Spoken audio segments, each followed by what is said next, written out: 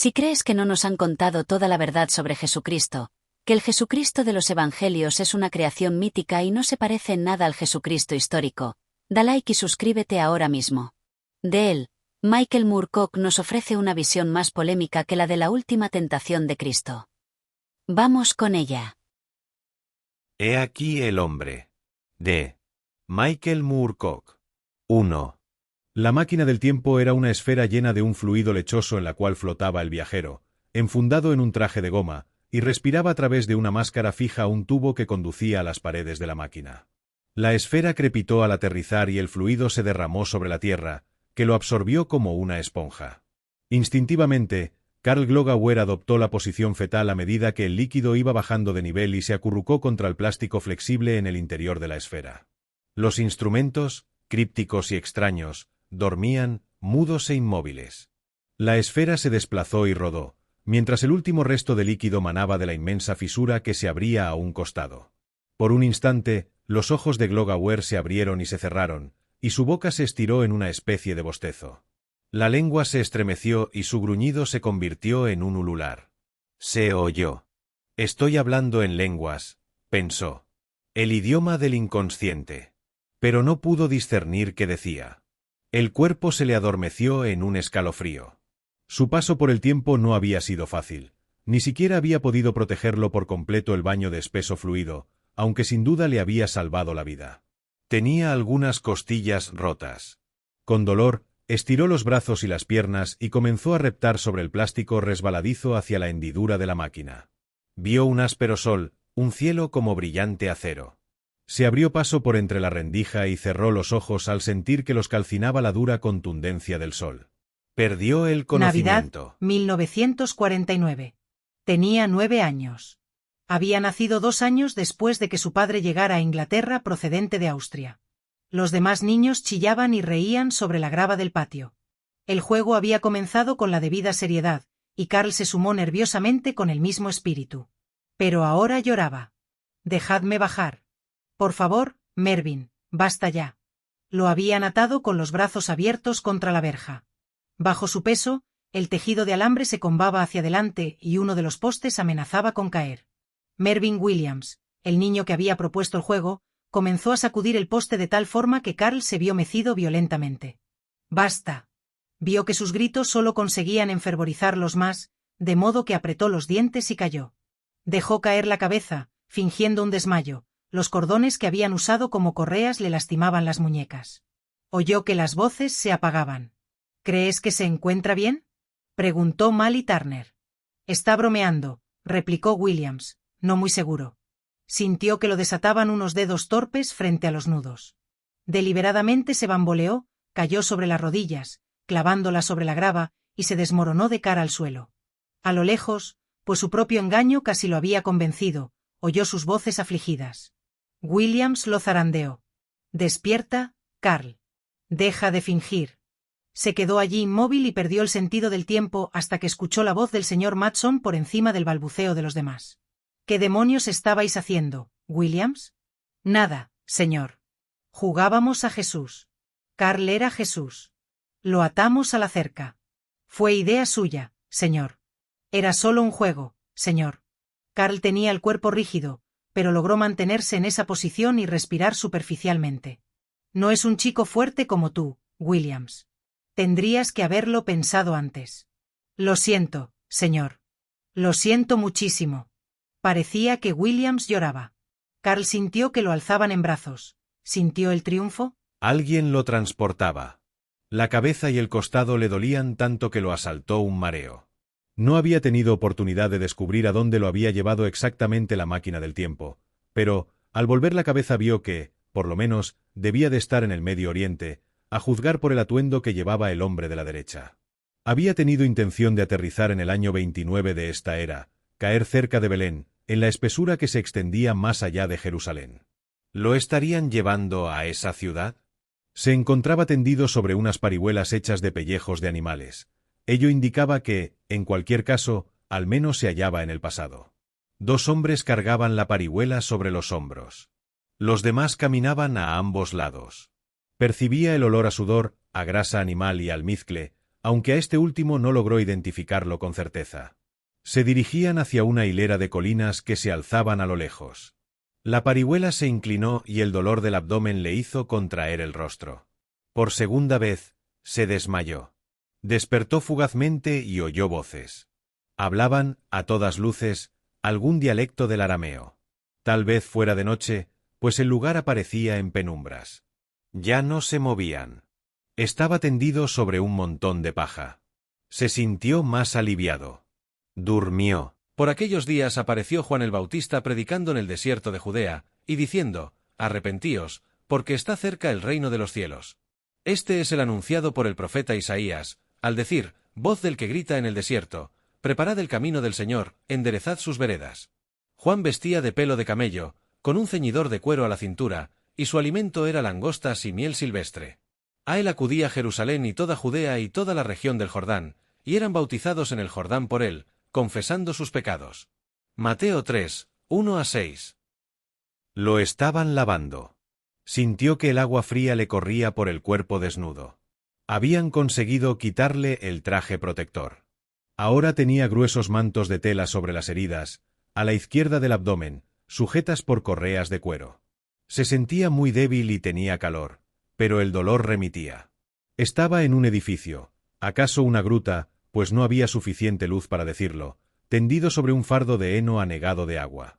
Por encima de él, dos hombres continuaban vertiendo líquido con unas vasijas de arcilla. Eran hombres de rostro severo, con barba hirsuta y ropajes de algodón. Se preguntó si podría hilvanar una frase que lograran comprender. Su conocimiento del arameo escrito era bueno, pero no estaba seguro de determinadas pronunciaciones. Carraspeó. ¿Dónde ser este lugar? Fruncieron el ceño, menearon la cabeza y posaron las vasijas sobre el suelo. Busco a un nazareno, llamado Jesús. Nazareno. ¿Jesús? Uno de los hombres repitió las palabras, pero no pareció encontrarles ningún significado.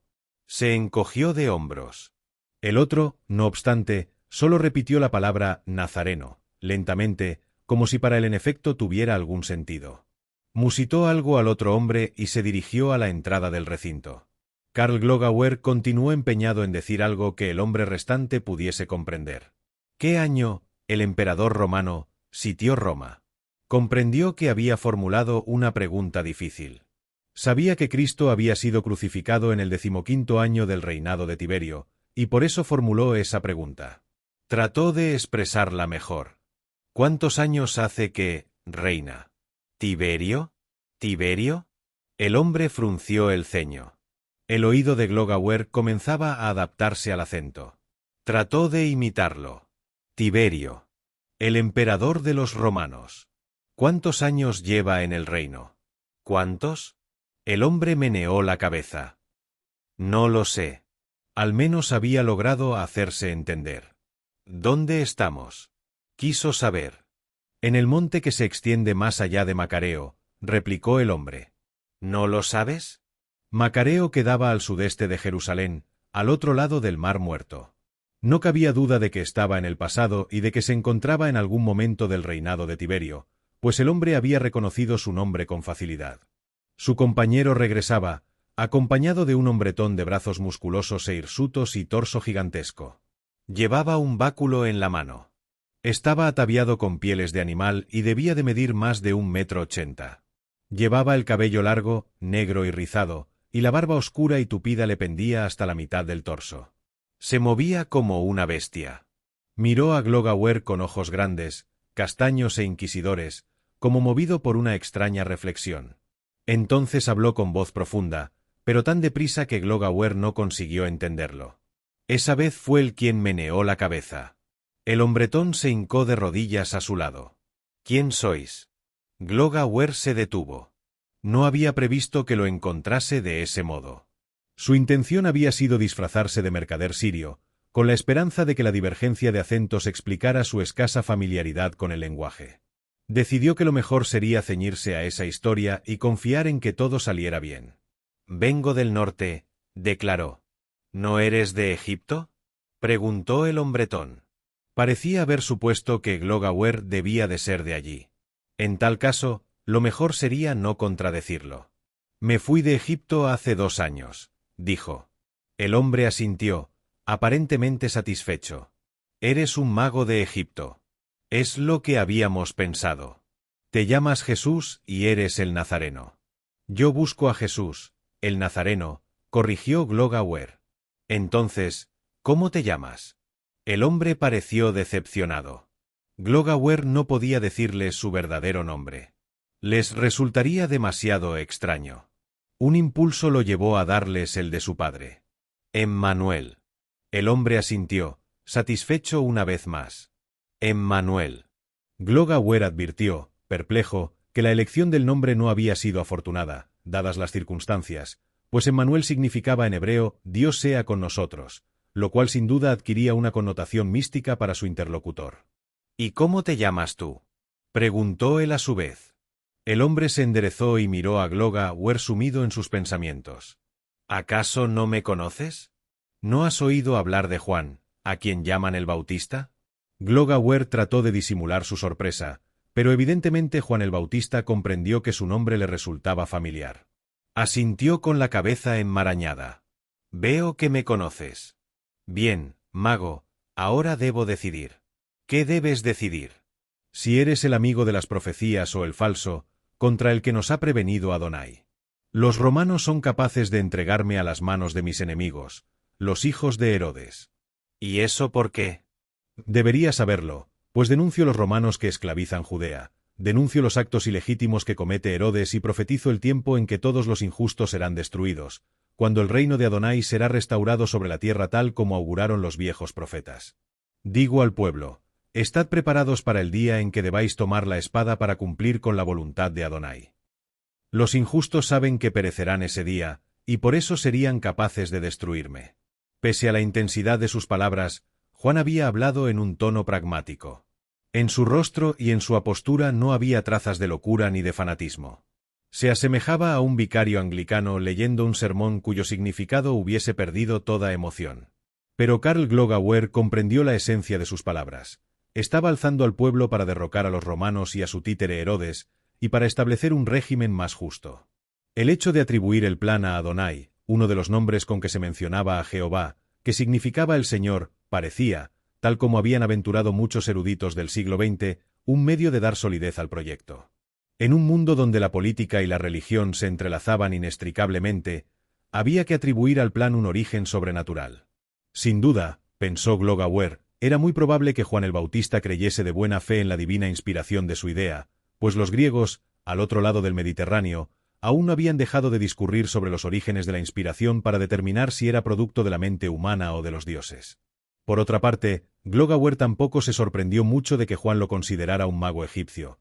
Las circunstancias de su aparición debían de haber sido harto milagrosas y a la vez aceptables, sobre todo para una secta como los esenios, que practicaban la mortificación y el ayuno, y que seguramente estaban acostumbrados a sufrir espejismos en tierras tan tórridas.